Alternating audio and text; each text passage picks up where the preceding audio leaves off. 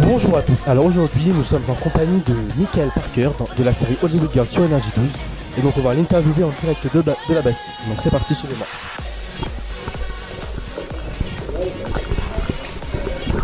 Bonjour, comment vas-tu Michael ou Romain, comment je t'appelle? Tu peux m'appeler Romain, Michael c'est seulement mon nom de scène. Non ça va très bien, froidement mais très bien. Pas trop triste d'avoir quitté Los Angeles? Si, un peu triste bien évidemment, mais j'espère y retourner très vite. Mais ouais, c'est sûr quand je vois ce temps, je préfère être à Los Angeles, ouais. Et du coup, comment tu t'es retrouvé dans cette série puisque avant tu faisais pas du tout, donc comment tu t'es retrouvé finalement dans le casting de Hollywood Girl 2? Bah voilà, en gros à la base, moi j'étais mannequin donc, dans une agence qui est une agence nationale donc française. Et donc en fait c'était une agence qui était spécialisée dans la comédie et dans le mannequinat. Et donc à la base moi j'exploitais seulement le segment du mannequinat parce que j'avais jamais fait de comédie. Et un jour en fait bah voilà, on m'a proposé le casting d'Hollywood Girls à Paris. Je suis monté à Paris et quelques jours après j'étais joué le rôle de Michael Parker. D'accord. Et c'était pas trop dur de jouer dans une série avec des gens déjà connus qui avaient déjà eu une expérience comme I.M, Caroline? Après, eux, ils ont une expérience légèrement différente, en gros, vu qu'ils avaient fait de la télé-réalité. La télé-réalité en soi, c'est pas vraiment une expérience dans la comédie. C'est sûr qu'ils avaient une meilleure approche avec la caméra parce qu'ils étaient déjà habitués à cette exposition. Mais après, en fait, Hollywood Girls, c'est un travail totalement différent de la télé-réalité. Donc même pour eux, c'est un vrai challenge, vraiment. Mais c'est sûr qu'ils ont une aisance qu'on n'a pas directement au début, mais qui s'acquiert assez rapidement.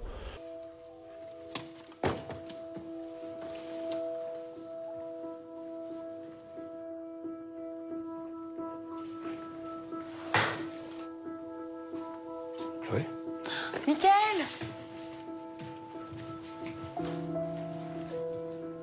Ça va?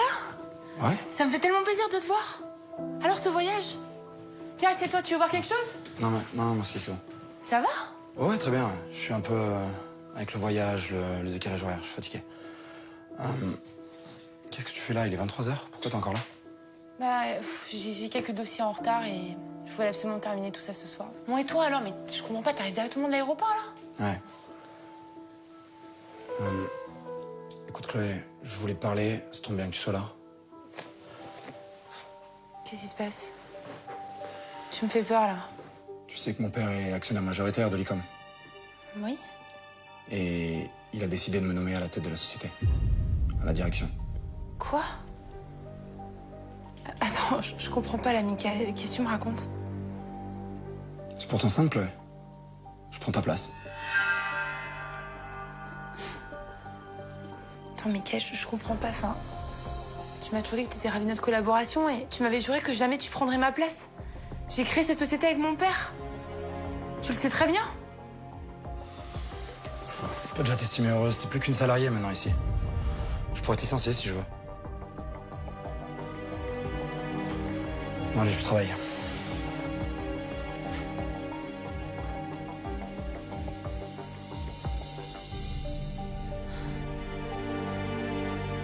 Et du coup, avant Hollywood Girl, tu faisais quoi? Tu faisais des études?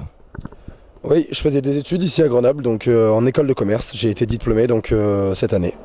Et donc ça tombe plutôt bien en fait, le timing est plutôt bon.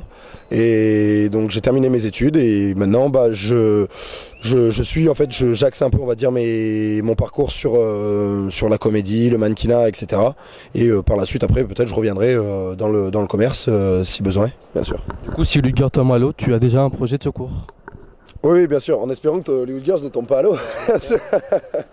Non, mais bien sûr, ouais, dans tous les cas, c'est super important d'avoir un plan de secours pour tout le monde, hein, dans tous les cas, parce que c'est un métier qui est tellement, qui peut être assez compliqué, parce qu'il y a des moments où on peut avoir beaucoup de travail, d'autres largement moins, donc c'est toujours bien d'avoir un plan de secours, bien sûr.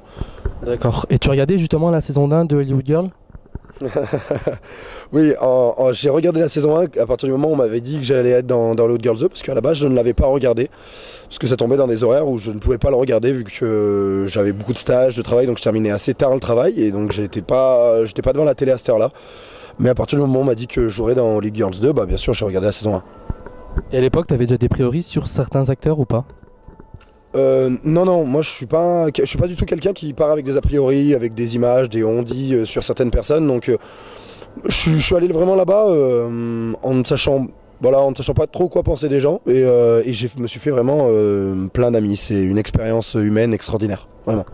C'est avec qui que tu t'entendais le plus? Sur le tournage, en garçon ou en fille? Les deux. On est un peu comme une grosse famille, donc on s'entend tous vraiment très bien. Après, c'est vrai que je m'entends très bien avec Camille, Camille, donc Alex, Le détective. parce que c'est une personne en fait qui vient un peu comme moi, qui n'a pas fait de télé-réalité ni de série au préalable, donc on a un peu, on va dire, le même parcours. Et donc c'est vrai que ça nous a rapprochés, mais après avec Kevin, Nicolas, Kamel, ça reste vraiment de très très bons amis, vraiment, j'ai fait de très bonnes connaissances. Et après avec les filles, IM, etc., Caroline, vraiment, non, il n'y a pas de personne avec qui on s'entend pas, on va dire, tout le monde s'entend très bien. Et jamais eu des tensions pendant le tournage? Et bizarrement non, enfin pas pour ma part, et j'en ai pas connaissance d'autres, mais pour le moment moi on en a pas vu. Pourtant c'est propice à avoir des tensions du fait qu'on est 15 heures dans une journée de 24 heures ensemble à tourner, on est fatigué, donc c'est vrai que c'est des moments où ça peut vraiment véritablement avoir un conflit, mais non en fait bizarrement c'est bon enfant, il y a une bonne humeur tous les jours, donc non, vraiment pas de... Rien du tout. Et Sandra, c'est pas une peste dans la vraie vie?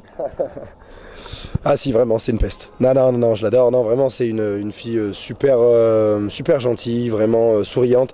C'est vraiment l'inverse de son personnage. Voilà, vous prenez tout Sandra et en fait, vous vous mettez totalement à l'inverse et ça donne Laura. Donc, elle le fait très bien d'ailleurs. Moi, c'est ça qui me fait rire, c'est qu'on pourrait même y croire justement. Vous pourrez se croire qu'elle est vraiment méchante, mais non, elle est très très gentille. Et plus jeune, tu voulais devenir acteur? Ou pas du tout? Bah, je pense que comme tous les petits garçons, on a tous envie de devenir acteur. Ça fait rêver, c'est une vie qui fait rêver parce que voilà, se prendre des balles, voilà, c'est tout ça fait un peu rêver, on va dire, ce monde-là, ce monde de paillettes. Mais oui, c'était quelque chose que je voulais faire, mais j'aurais jamais pensé le faire en fait. Donc je suis très content d'avoir eu l'opportunité de pouvoir le faire et d'avoir l'opportunité de le faire encore. Et donc voilà, après ça, moi c'était quelque chose qui me tenait vraiment à cœur, mais j'aurais jamais pensé le faire. Donc je suis très content. Le cinéma, ça te tenterait? Bien sûr que ça me tenterait. Bien sûr. Et est-ce que tu penses que ça va te donner plus de crédibilité dans ton envie de devenir acteur, Hollywood Girl? De crédibilité, bah, bien sûr, dans tous les cas, pour moi Hollywood Girl c'est une très très bonne école. Donc parce que c'est une école où il y a beaucoup d'improvisation. Voilà, c'est vraiment pour apprendre le métier d'acteur en lui-même, c'est parfait, vraiment. Donc moi je le conseille vraiment à toutes les personnes qui veulent devenir acteur, donc de faire de l'impro comme ça aide en fait dans des situations après où on serait sur des séries plus classiques avec un texte. Donc ouais, moi ouais, justement, la scripted reality, c'est pas plus dur quand on débute de pas avoir de texte déjà écrit? Oui et non, ça dépend des personnes. Ça dépend vraiment de la personne, si la personne est plus à l'aise avec un texte ou plus à l'aise comme ça, donc au naturel. Ce qui est assez difficile, c'est quand on joue un rôle qui n'est pas soi, donc par exemple comme pour Laura ou comme pour moi par exemple, c'est que voilà, on n'a pas, c'est assez compliqué d'avoir ce naturel directement et trouver les bons mots en fait qui correspondent vraiment au personnage. Mais moi je suis pas mécontent d'avoir commencé par ça, vraiment. D'accord. Et comme tu as pu le voir, Hollywood Girl, c'est quand même pas mal critiqué, on dit que vous jouez mal, etc. En parlant surtout d'Ayam et de Caroline. Qu'as-tu à répondre à toutes ces personnes qui disent ça? Bah après moi je pars du principe que dans tout film et toute série est critiqué, même de très bons films qui ont des Oscars, et on dit voilà, moi j'ai pas aimé. C'est normal que les gens n'aiment pas. Après, il faut pas perdre de vue le fait que c'est une série qui s'adresse aux 15-25 ans. Et c'est sûr que moi, des fois, j'ai des personnes de 30 ans, 35 ans qui viennent me voir en me disant oui, je trouve pas ça très pertinent. Je trouve que c'est un peu mal joué. Mais en fait, ah ouais, carrément. Ah. Je viens de te voir pour te dire ça. Ça arrive, bien sûr, ouais, ça arrive. Et mais moi, après, je le prends vraiment avec le sourire. D'un côté, voilà, ce que je leur dis, c'est que c'est une série des fois qui ne vous est pas adressée. Et puis, dans tous les cas, on peut pas plaire à tout le monde. Donc, bien évidemment, c'est un concept bien particulier. Il y a des gens qui accrochent. En général, les gens accrochent bien vu les audiences de la saison 2, mais des personnes n'accrochent pas. Après, c'est normal. Et est-ce que tu as des points communs avec ton personnage?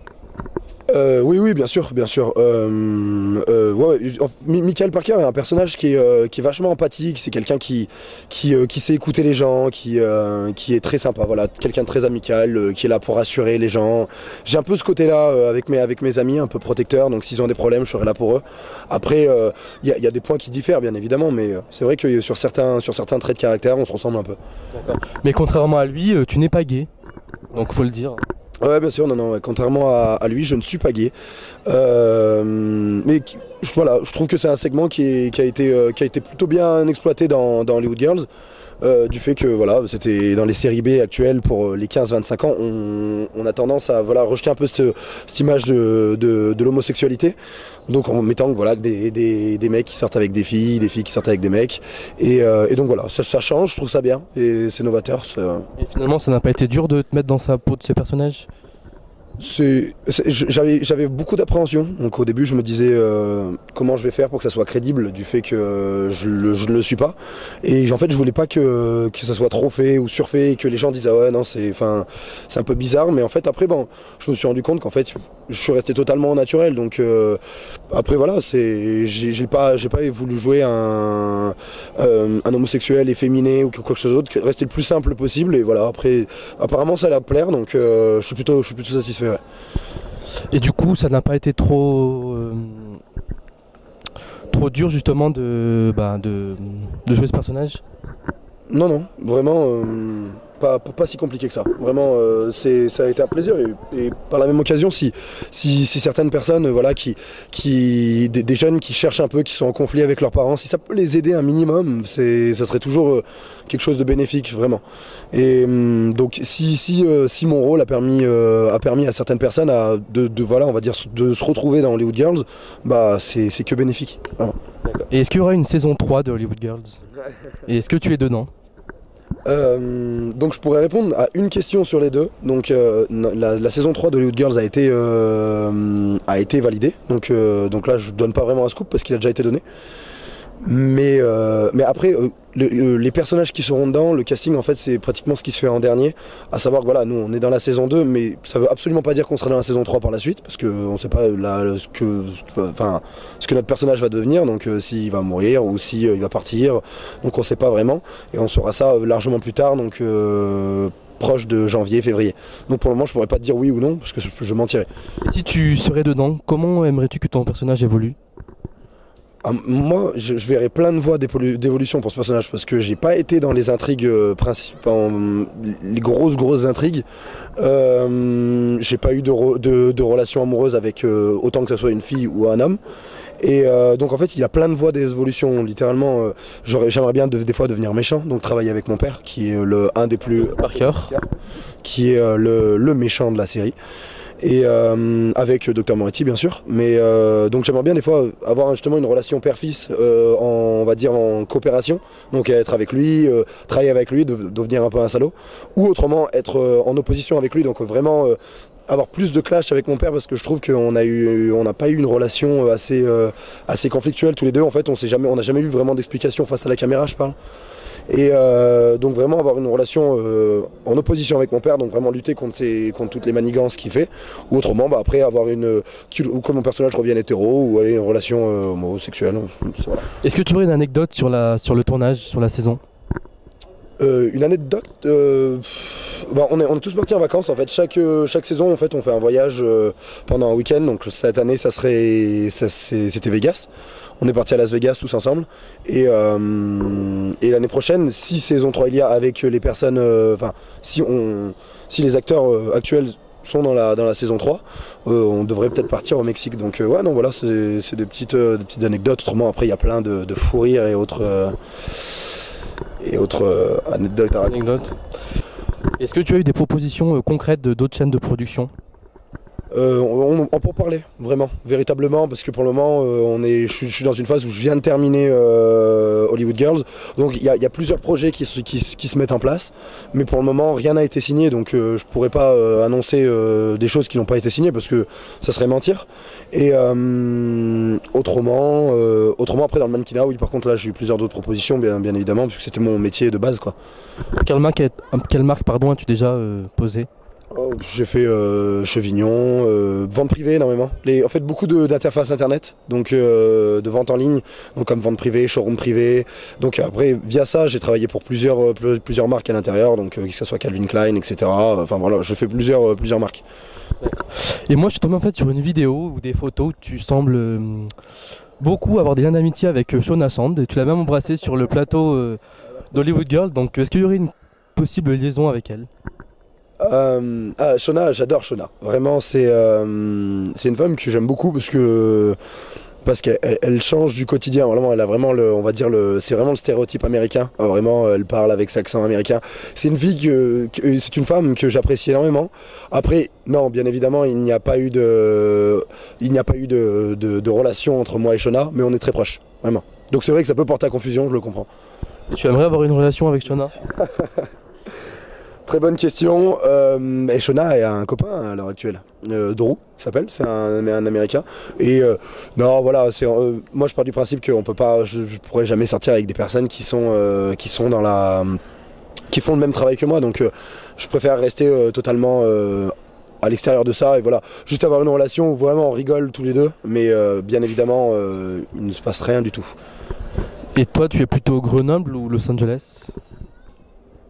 On va dire qu'au fond je suis plutôt Los Angeles quand même parce que je déteste le froid et comme vous pouvez le voir déjà je m'habille très peu et donc non je préfère Los Angeles mais j'aime Grenoble de par les gens qui y vivent en fait, ma famille, mes amis, et donc ça me fait tellement de bien à chaque fois que je reviens que je suis un peu des deux, mais c'est vrai que si ma famille vivait à Los Angeles je dirais pas non. C'est quoi ton meilleur souvenir à Grenoble? Ton pire? En fait, on va dire qu'il y a un peu des deux. J'ai eu pas mal de ruptures avec plusieurs copines à moi à Grenoble, donc ça me rappelle un peu tout ça de temps en temps. Mais autrement, plein de soirées avec mes amis où on a rigolé. D'ailleurs, même ici, à la Bastille, où il y avait eu une soirée ici, donc il y avait un très très bon souvenir, qui est un endroit magnifique. Et non, voilà, on va dire que ça a son lot de peine et de bonheur un peu, Grenoble. Mais c'est ça qui fait le charme de la ville. Et quels sont tes objectifs maintenant après Hollywood Girl? Mes objectifs, c'est déjà de travailler dans le monde du mannequinat, passer plusieurs auditions donc déjà pour dans le monde de l'actoring et essayer d'avoir au maximum de contrats. Et puis, si possible, continuer sur une saison 3, bien évidemment. Moi, je serai disponible si saison 3 il y a. Et qu'est-ce qu'on peut te souhaiter pour la suite alors? Moi je le dis tout le temps, que du bonheur, hein. C'est à partir du moment où moi je suis heureux, même si je fais pas de l'actoring ou si je fais par exemple si je faisais du commerce et j'étais très content comme ça m'irait très bien, que du bonheur. D'accord, bon on te souhaite bonne chance pour la suite pour Hollywood Girl et à très bientôt. Merci beaucoup.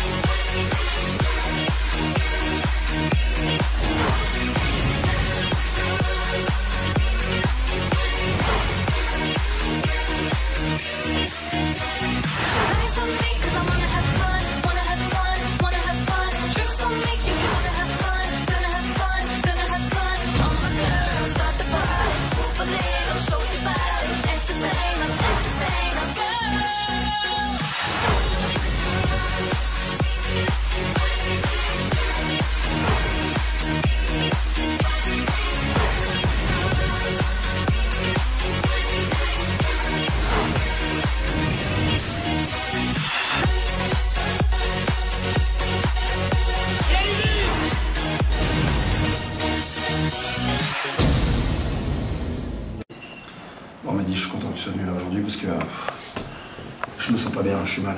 Ah bon? Qu'est-ce qui se passe? Tu sais, on avait déjà discuté ensemble, je t'avais déjà dit que j'étais homosexuel. Ouais. Et petit à petit, je sais pas, avec le temps, je commence à avoir des choses différentes. Je pense que c'est le temps, j'évolue et je sais pas, des fois quand je regarde Caro, je la trouve belle et je la trouve belle pas comme une amie, enfin, tu vois ce que je veux dire? Merci. Mais t'étais pas en couple déjà? Non, j'étais pas en couple et des fois je me dis que j'ai fait ça pour énerver mon père, je sais pas, je suis là et je commence à douter de moi. La dernière fois je l'ai vu passer devant moi et je sais pas, j'ai souri, je me suis dit j'aimerais bien la voir, sortir avec elle, tu vois, la toucher, l'embrasser, tu vois, et je me suis dit c'est pas normal, pourquoi tu penses à ça? Et je sais que tu as toujours été de bons conseils, c'est pour ça. Explique-moi, mais qu'est-ce qui se passe? Tu peux pas faire ça, elle est en couple avec Kevin. Ça détruira votre amitié. Ouais, ouais. Sachant qu'il est sorti avec Ayem aussi, c'est pas le souci, c'est juste parce que je l'aime vraiment. C'est pas le fait. C'est pas le fait de Caro, c'est ma sexualité à moi. Tu vois ce que je veux dire? C'est plus ça que je remets en cause. Je me sens perdu quoi. Et je sais que t'es mon meilleur ami, alors dis-le-moi, qu'est-ce que je dois faire? Tu n'as qu'à écouter ton cœur et faire ce que tu penses le mieux pour toi. Ouais, c'est plus facile à dire qu'à faire ça. Hein, bah, avoue tes sentiments à Caro et puis vois ce qui se passe après. Ouais. C'est difficile, je suis perdu. Je suis perdu là. Réfléchis-y et puis fais ce qui te marche le mieux pour toi. T'es pas tant que ça de bon conseil toi. Ouais, bah. D'accord. J'ai entendu votre conversation et tu m'avais pas dit que t'étais gay. Que t'étais pas gay. Ben non, justement, à la base j'étais gay, mais je commence à me poser des questions. Tu vois, je suis perdu. Et t'aurais pas pu m'en parler? Mais je te dis, je suis dans une situation où je sais plus où j'en suis, tu vois. Je suis perdu et c'est pour ça que j'ai appelé Mehdi, parce que je sens que mes goûts tournent, je sens que, tu vois, quand je suis rentré, j'ai directement trouvé jolie et je me suis dit, putain, tu vois, c'est pas normal, je pensais pas comme ça avant et je pense que j'étais peut-être des fois homosexuel pour énerver mon père plus que ça. Donc c'est pour ça, je ne le prends pas pour toi. Et c'est quoi ces histoires avec Caro?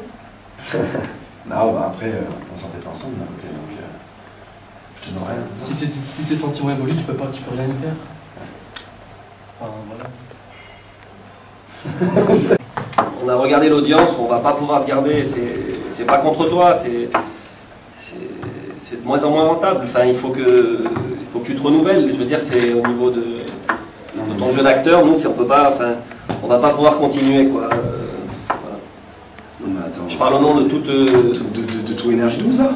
Toute l'organisation, on a vraiment... on peut pas te garder, quoi. Voilà. Non mais attendez, il y a 2 semaines, vous me disiez que j'étais au top carrément et maintenant vous voulez me virer, mais c'est quoi ce bordel là? En plus ça me virait comme ça, on me dit comme ça. Non mais au bout d'un moment on prenait les formes au moins.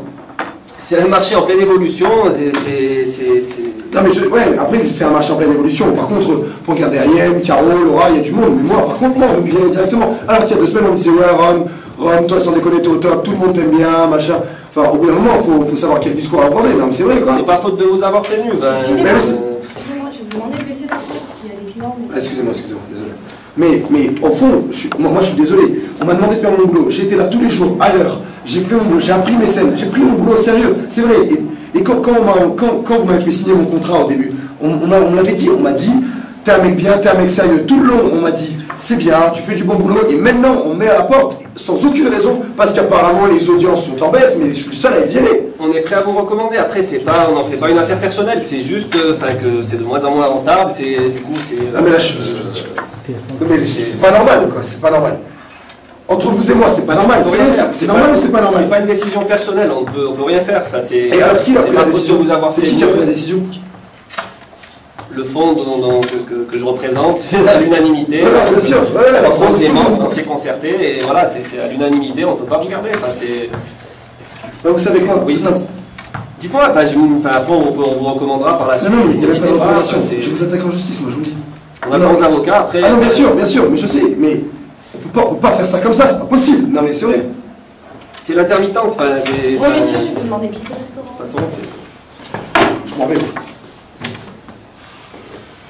Impossible ça. Salut à tous, donc j'espère que vous avez apprécié cette interview. Comme vous pouvez le voir, je me suis fait un peu massacrer pour Halloween. En bas des bulles, je me suis fait agresser, donc je me suis fait dans la Non, c'était juste pour vous dire que vous pouvez retrouver cette interview sur Presse Planète et que je vous souhaite bien sûr un très très bon Halloween effrayant.